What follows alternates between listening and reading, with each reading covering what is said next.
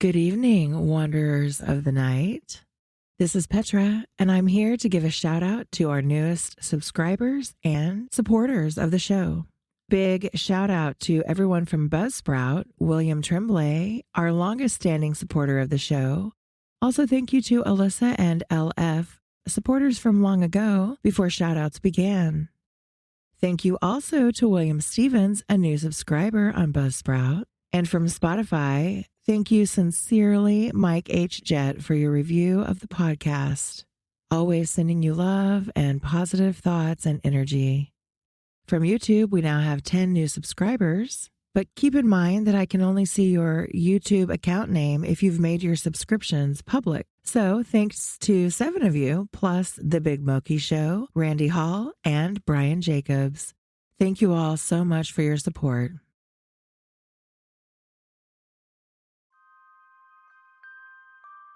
Welcome, wanderers of the night.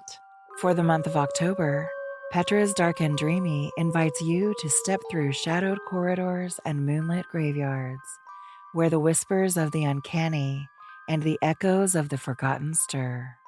Join us as we count down to All Hallows Eve, with tales that chill, enchant, and linger long after the candle flickers out. Tonight, the darkness calls. Will you answer?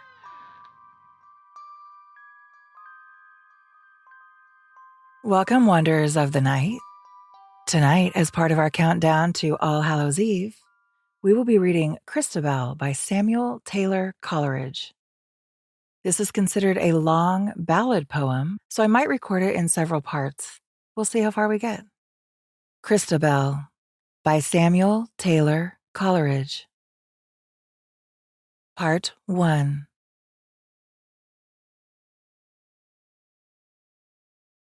"'Tis the middle of the night by the castle clock, and the owls have awakened the crowing cock. To-whit, to-whoo! How drowsily it crew! Sir Leoline, the baron rich, hath a toothless mastiff bitch. From her kennel beneath the rock, she maketh answer to the clock. 4 of the quarters, and 12 for the hour, ever and aye by shine and shower. 16 short howls, not over loud. Some say she sees my lady's shroud. Is the night chilly and dark? The night is chilly, but not dark. The thin gray cloud is spread on high. It covers but not hides the sky. The moon is behind, and at the full, and yet she looks both small and dull. The night is chill, the cloud is gray. 'Tis a month before the month of May, and the spring comes slowly up this way." That's the kind of moon we have tonight. Halloween moon. With the clouds and everything. It's really cool, and it's full. "The lovely lady Christabel, whom her father loves so well, what makes her in the wood so late, a furlong from the castle gate? She had dreams all yesternight of her own betrothed knight, and she in the midnight wood will pray for the weal of her lover that's far away. She stole along, she nothing spoke, the sighs she heaved were soft and low, and naught was green upon the oak but moss and rarest mistletoe. She kneels beneath the huge oak tree, and in silence prayeth she. The lady sprang up suddenly, the lovely lady Christabel. It moaned as near can be, but what it is she cannot tell. On the other side it seems to be of the huge, broad-breasted old oak tree. The night is chill, the forest bare. Is it the wind that moaneth bleak? There is not wind enough in the air to move away the ringlet curl from the lovely lady's cheek. There is not wind enough to twirl the one red leaf, the last of its clan, that dances as often as dance it can, hanging so light and hanging so high on the topmost twig that looks up at the sky. Hush, beating heart of Christabel. Jesu Maria, shield her well. She folded her arms beneath her cloak and stole to the other side of the oak. What sees she there? There she sees a damsel bright, dressed in a silken robe of white, that shadowy in the moonlight shone, the neck that made the white rope wan. Her stately neck, and arms were bare. Her blue-veined feet unsandaled were, and wildly glittered here and there the gems entangled in her hair. I guessed 'twas frightful there to see a lady so richly clad as she, beautiful exceedingly.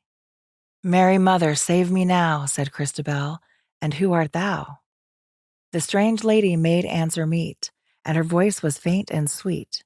"Have pity on my sore distress, I scarce can speak for weariness." "Stretch forth thy hand and have no fear," said Christabel. "How camest thou here?" And the lady, whose voice was faint and sweet, did thus pursue her answer meet. "My sire is of a noble line, and my name is Geraldine. 5 warriors seized me yestermorn, me, even me, a maid forlorn. They choked my cries with force and fright, and tied me on a palfrey white. The palfrey was as fleet as wind, and they rode furiously behind.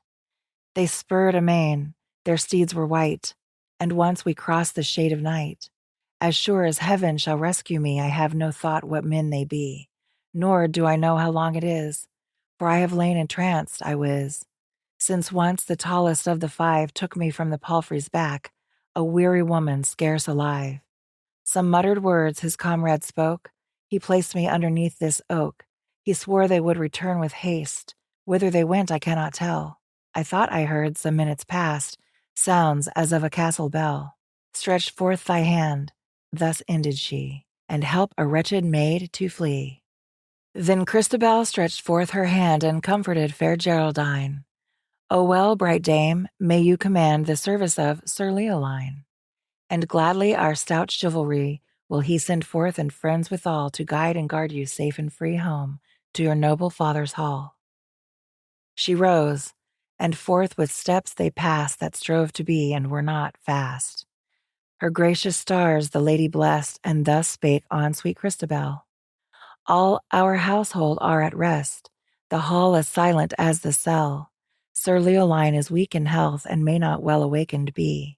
But we will move as if in stealth, and I beseech your courtesy this night to share your couch with me. They crossed the moat, and Christabel took the key that fitted well. A little door she opened straight, all in the middle of the gate that was ironed within and without, where an army in battle array had marched out. The lady sank, belike through pain, and Christabel with might and main lifted her up, a weary weight, over the threshold of the gate. Then the lady rose again and moved, as she were not in pain. So free from danger, free from fear, they crossed the court, right glad they were, and Christabel devoutly cried to the lady by her side, "Praise we the Virgin all divine, who hath rescued thee from thy distress." "Alas, alas," said Geraldine, "I cannot speak for weariness." So free from danger, free from fear, they crossed the court, right glad they were. Outside her kennel, the mastiff old lay fast asleep, in moonshine cold. The mastiff old did not awake, yet she an angry moan did make. And what can ail the mastiff bitch? Never till now she uttered yell beneath the eye of Christabel. Perhaps it is the owlet's scritch, for what can ail the mastiff bitch? They passed the hall that echoes still, pass as lightly as you will. The brands were flat, the brands were dying, amid their own white ashes lying. But when the lady passed, there came a tongue of light, a fit of flame, and Christabel saw the lady's eye. And nothing else saw she thereby save the boss of the shield of Sir Leoline tall, which hung in a murky old niche in the wall. "Oh, softly tread," said Christabel, "my father seldom sleepeth well." Sweet Christabel her feet doth bear, and jealous of the listening air, they steal their way from stair to stair, now in glimmer and now in gloom. And now they pass the baron's room, as still as death with stifled breath, and now have reached her chamber door, and now doth Geraldine press down the rushes of the chamber floor. The moon shines dim in the open air, and not a moonbeam enters here. But they without its light can see the chamber carved so curiously, carved with figures strange and sweet, all made out of the carver's brain. For a lady's chamber meet, the lamp with twofold silver chain is fastened to an angel's feet. The silver lamp burns dead and dim, but Christabel the lamp will trim. She trimmed the lamp and made it bright, and left it swinging to and fro, while Geraldine, in wretched plight, sank down upon the floor below. "O weary Lady Geraldine, I pray you drink this cordial wine. It is a wine of virtuous powers, my mother made it of wildflowers." "And will your mother pity me, who am a maiden most forlorn?" Christabel answered, "Woe is me, she died the hour that I was born. I have heard the grey-haired friar tell how on her deathbed she did say that she could hear the castle bell strike 12 upon my wedding day. O mother dear, that thou wert here! I would," said Geraldine, "she were." But soon with altered voice said she, "Off, wandering mother, peak and pine, I have power to bid thee flee." Alas, what ails poor Geraldine? Why stares she with unsettled eye? Can she the bodiless dead espy? And why the hollow voice cries she, "Off, woman, off, this hour is mine. Though thou her guardian spirit be, off, woman, off, 'tis given to me." Then Christabel knelt by the lady's side, and raised to heaven her eyes so blue. "Alas," said she, "this ghastly ride, dear lady, it hath wildered you." The lady wiped her moist, cold brow, and faintly said, "'Tis over now." Again the wildflower wine she drank, her fair large eyes 'gan glitter bright, and from the floor whereon she sank the lofty lady stood upright. She was most beautiful to see, like a lady of a far country. And thus the lofty lady spake, "All they who live in the upper sky do love you, holy Christabel, and you love them, and for their sake, and for the good which me befell, even I in my degree will try, fair maiden, to requite you well. But now unrobe yourself, for I must pray, ere yet in bed I lie." Quoth Christabel, "So let it be." And as the lady bade, did she. Her gentle limbs did she undress, and lay down in her loveliness. But through her brain of weal and woe, so many thoughts moved to and fro, that vain it were her lids to close. So halfway from the bed she rose, and on her elbow did recline, to look at the Lady Geraldine. Beneath the lamp the lady bowed, and slightly rolled her eyes around. Then, drawing in her breath aloud, like one that shuddered, she unbound the cincture from beneath her breast. Her silken robe and inner vest dropped to her feet, and full in view, behold, her bosom and half her side. A sight to dream of, not to tell. Oh, shield her, shield sweet Christabel. Yet Geraldine nor speaks nor stirs. Ah, what a stricken look was hers! Deep from within she seems halfway to lift some weight with sick essay, and eyes the maid and seeks delay. Then suddenly as one defied, collects herself in scorn and pride, and lay down by the maiden's side. And in her arms the maid she took, ah, well a day, and with low voice and doleful look these words did say, "In the touch of this bosom there worketh a spell, which is lord of thy utterance, Christabel. Thou knowest tonight, and wilt know tomorrow, this mark of my shame, this seal of my sorrow. But vainly thou warrest, for this is alone in thy power to declare, that in the dim forest thou heardst a low moaning, and foundst a bright lady surpassingly fair, and didst bring her home with thee in love and in charity, to shield her and shelter her from the damp air." The conclusion to Part 1. It was a lovely sight to see the Lady Christabel when she was praying at the old oak tree, amid the jagged shadows of mossy leafless boughs, kneeling in the moonlight to make her gentle vows, her slender palms together pressed, heaving sometimes on her breast, her face resigned to bliss or bale, her face, oh call it fair, not pale, and both blue eyes more bright than clear, each about to have a tear. With open eyes, ah, woe is me, asleep, and dreaming fearfully, fearfully dreaming, yet I wis, dreaming that I alone, which is, oh, sorrow and shame, can this be she, the lady, who knelt at the old oak tree? And lo, the worker of these harms that holds the maiden in her arms seems to slumber still and mild, as a mother with her child.